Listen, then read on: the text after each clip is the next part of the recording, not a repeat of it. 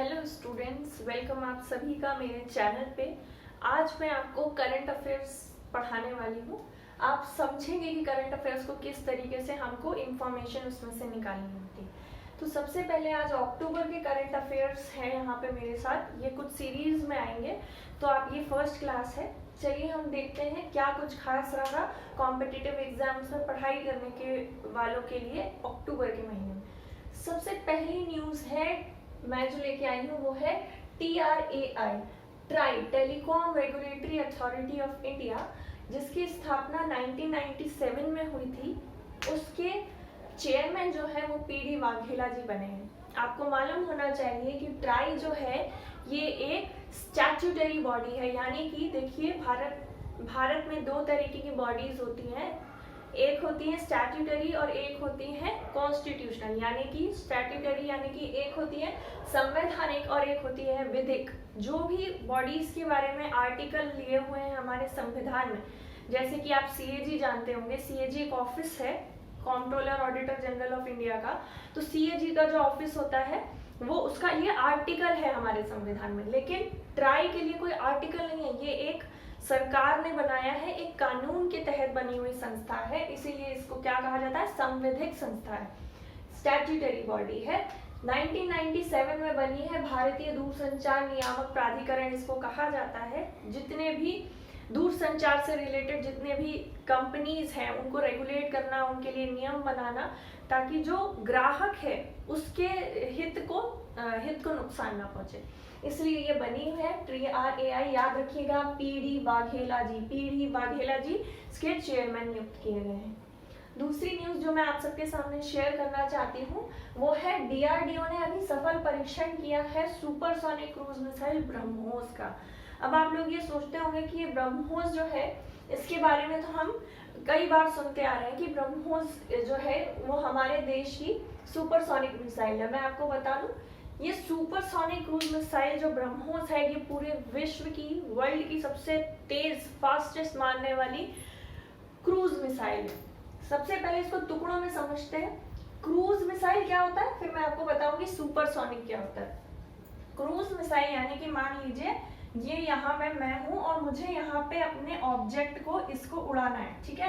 तो मैंने इसको कैसे हिट किया, ऐसे अगर जाके सीधे हिट किया तो ये होगा क्रूज मिसाइल। दो तरह की मिसाइलें होती हैं। ये क्रूज मिसाइल टारगेट को सीधे जाके ऐसे पैरेलली सरफेस से जाके हिट करती है, और जो एक होती है बैलिस्टिक मिसाइल, वो इस तरह से आसमान में जाती है, ऊपर जाती है और फिर नीचे आती है और फिर अपने टारगेट को हिट करती है।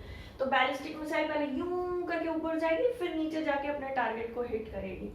और जो ये क्रूज मिसाइल होती है, यानी कि जो हमारी ब्रह्मोस है, ये कैसे हिट करेगी, इस तरीके से जाएगी और यहाँ पे अपने टारगेट को सीधे जाके सट से हिट करती है, ठीक है। तो सबसे पहले आपको क्रूज मिसाइल है हमारी ब्रह्मोस, और DRDO ने इसका परीक्षण किया। तो क्या, एक परीक्षण तो हमेशा ही होता रहता है, तो क्या खास है उसमें। एक चीज और पहले आपको बता दूं कि सुपरसोनिक मिसाइल है। सुपरसोनिक का अर्थ क्या होता है, सुपरसोनिक मतलब आवाज की गति से भी तेज चलती है। इसका मैक नंबर 2.8 है, यानी कि आवाज की ध्वनि से 3 गुना ज्यादा स्पीड पे ये चलती है। मतलब आवाज की ध्वनि भी नहीं पहुंचेगी और वो 3 गुना स्पीड जाके वहां ऑब्जेक्ट को, टारगेट को हिट कर देगी। तो इतनी फास्ट है, विश्व की सबसे फास्ट मिसाइल है। और DRDO ने अभी इसका परीक्षण किया। तो सफल परीक्षण क्या किया, तो ये किया भाई कि यह 400 किलोमीटर तक के टारगेट को मार सकती है। पहले इसकी जो दूरी, मारक क्षमता थी, डिस्टेंस था, वो 300 कुछ किलोमीटर था, यानी कि अब उसकी मारक क्षमता और ज्यादा आगे हो गई है, ठीक है। मैक 2.8 इसकी स्पीड रहती है। ये जो हमारी मिसाइल है ये जमीन से यानी कि लैंड से भी हिट कर सकते हैं, हम इसको मार सकते हैं, कर सकते हैं समुद्र से, समुद्र के अंदर से, सबमरीन से, और इवन यानी कि पनडुब्बियों के अंदर से भी इसको फायर किया जा सकता है, और विमान पर से भी इसको फायर किया जा सकता है। ये है हमारी ब्रह्मोस मिसाइल। ब्रह्मोस ब्रह्मपुत्र और मॉस्कोवा के लिए इसका नाम पड़ा है।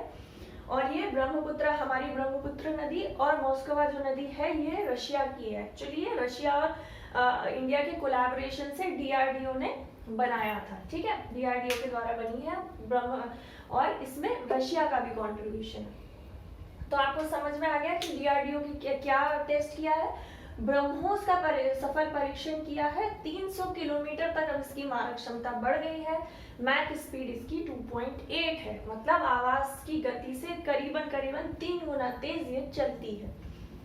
अगली मैं जो न्यूज लेके आई हूँ वो है एमनेस्टी इंटरनेशनल, एक एनजीओ है, इससे रिलेटेड। अगर पूछा जाए आपसे कि अभी रिसेंट न्यूज में एक बहुत बड़ी एनजीओ संस्था रही जो कि भारत में अब काम करना उसने बंद कर दिया है, डिक्लेयर कर दिया, तो वो कौन सी संस्था है? तो आपको आंसर लगाना होगा एमनेस्टी इंटरनेशनल। देखिए, ये जो एमनेस्टी इंटरनेशनल है ये एक बहुत बड़ा एनजीओ है। ये सिर्फ भारत में ही काम नहीं करता है, पूरे ग्लोबल वर्ल्ड लेवल पे काम करता है। और आप इसके बारे में अगर पढ़ेंगे तो आप जानेंगे कि ये नोबेल प्राइज विनर भी है। Nobel prize, United Nation humanitarian award, ये सारे अवार्ड इसको मिल चुके हैं। वर्ल्ड लेवल पे काम करता है। और अभी इसने ये घोषणा की है कि हम भारत में अपना जो काम है, बेंगलोर में ये काम करते थे, इनका हेडक्वार्टर बेंगलोर में था, यहाँ का स्थानीय, बंद करके जा रहे हैं। तो क्या न्यूज है भाई, क्यों ये जा रहे हैं? तो आपको पता लगेगा कि इसके पहले कि मैं आपको बताऊं कि क्या कारण है कि इन्होंने अपना ऑपरेशन बंद कर दिया, थोड़ी सी नॉलेज हम एमनेस्टी इंटरनेशनल को जान लें। ये नॉन गवर्नमेंटल ऑर्गेनाइजेशन है, यानी कि गैर सरकारी संगठन है, और इसका हेडक्वार्टर लंदन में 1961 में बना था। 1961 से कार्यरत है, काफी पुरानी संस्था है और काफी अवार्ड जीत चुकी है, नामी गिरामी संस्था है। काम क्या करती है एमनेस्टी इंटरनेशनल? तो ये काम करती है, इसका काम है जहाँ पे भी ह्यूमन राइट का मतलब दमन हो रहा हो वहां पे ये अपनी आवाज उठाते हैं। ह्यूमन राइट के लिए ये लोग अपनी आवाज उठाते हैं। और साथ में ये वही संस्था है जो बहुत बार हमारे भारत में ऐसी कैंपेन चलाते रहते हैं कि जैसे आप जो कैपिटल पनिशमेंट होती है, यानी कि फांसी की सजा नहीं होनी चाहिए। काफी देशों ने इनकी बात मानी भी है और अपने देश में कैपिटल पनिशमेंट यानी कि फांसी की सजा को हटा दिया। हमारे देश में आज भी मिलता है कैपिटल पनिशमेंट। तो ये एमनेस्टी इंटरनेशनल ह्यूमन राइट्स के लिए काम करती है। अभी फिलहाल न्यूज में है क्योंकि इसके अकाउंट्स को फ्रीज कर दिया गया गवर्नमेंट द्वारा। हमारी भारत सरकार ने एमनेस्टी इंटरनेशनल के जो बैंक अकाउंट है उसको फ्रीज कर दिया, क्योंकि कहा, इन पे आरोप लगाया कि इन्होंने बाहर से जो कंट्रीब्यूशन, दूसरे देशों से जो कंट्रीब्यूशन लिया है फॉरेन रेगुलेटरी एक्ट के हिसाब से, उसका उल्लंघन किया है। एफआरएमसी एक एक्ट है हमारे देश में, उसका उल्लंघन किया है और बाहर से इनको चंदा आता है, उसके बारे में ये डिक्लेयर नहीं करते, इसीलिए इनको बैन कर दिया गया। इनके जो अकाउंट्स हैं उनको फ्रीज कर दिया गया। लेकिन एमनेस्टी इंटरनेशनल का कहना है, एक्चुअली ये न्यूज में इसीलिए थे क्योंकि ये बहुत टाइम से भारत सरकार के कुछ के खिलाफ कुछ बोल रहे थे। जैसे फॉर एग्जांपल इन्होंने हमारी दिल्ली पुलिस के खिलाफ बोला कि दिल्ली पुलिस ने ह्यूमैनिटेरियन ग्राउंड पे काम नहीं किया और इस वजह से वहां पे दिल्ली में जो रॉयट्स हुए थे वो इतना नुकसान हुआ।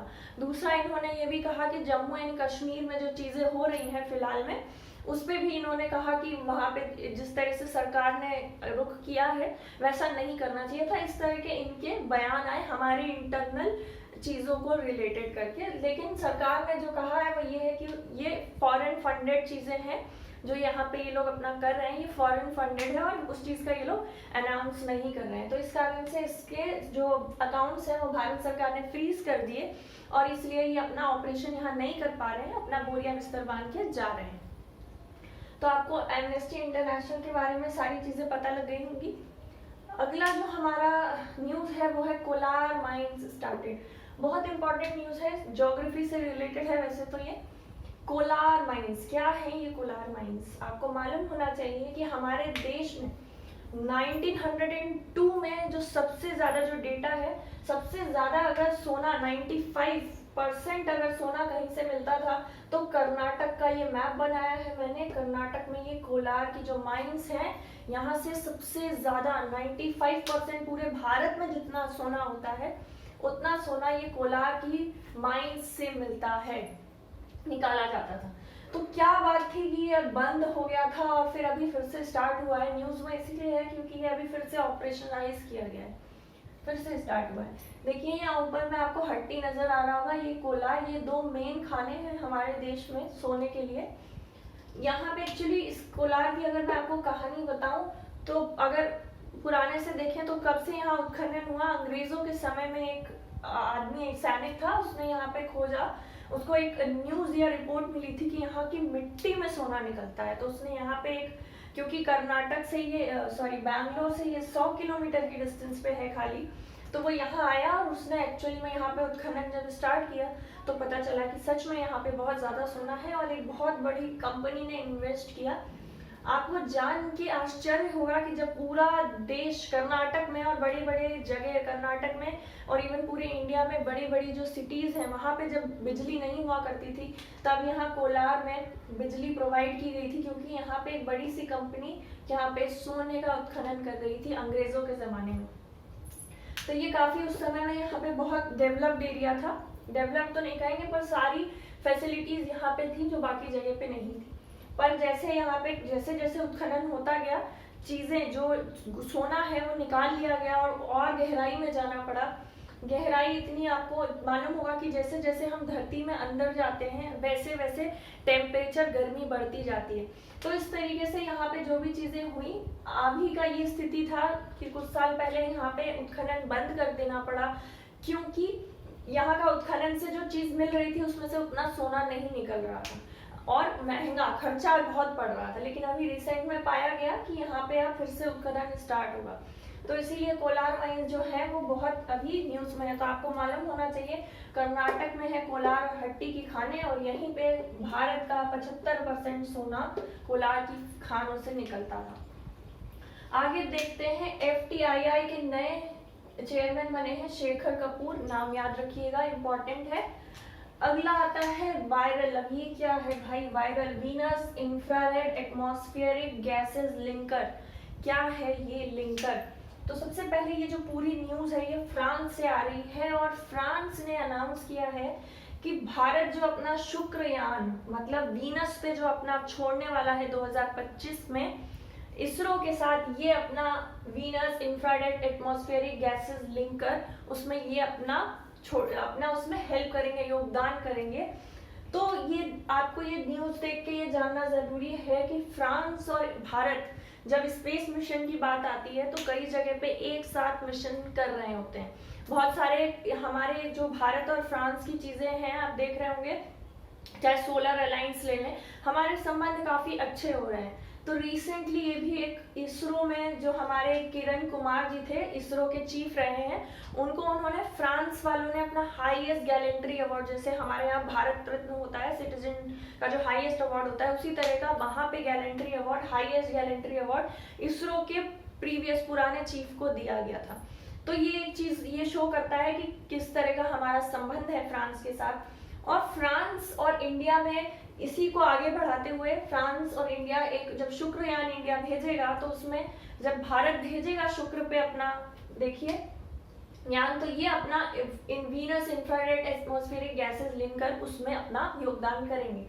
देखिए सूरज है, ये सन है, सूरज से पहले मर्क्यूरी, वीनस, अर्थ, मार्स, जुपिटर ऐसे करके एमविजेसन होता है, एमवेजेसन।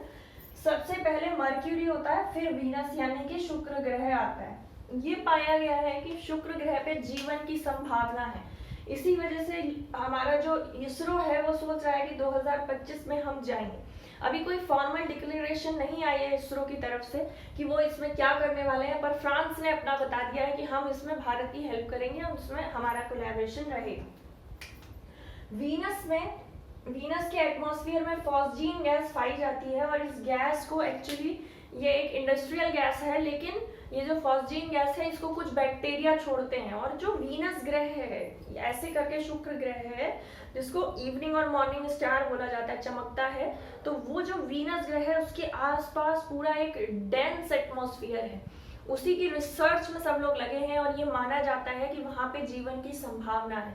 तो भारत जो है वो अपना एक शुक्रयान जब भेजेगा तो ये इसमें अपनी मदद करेंगे, ऐसा फ्रांस की तरफ से बात आई है। तो आपको मालूम होना चाहिए वायरल क्या है, Venus infrared atmospheric gases linker. ठीक है, होप आपको ये सारी न्यूज़ समझ में आई होंगी।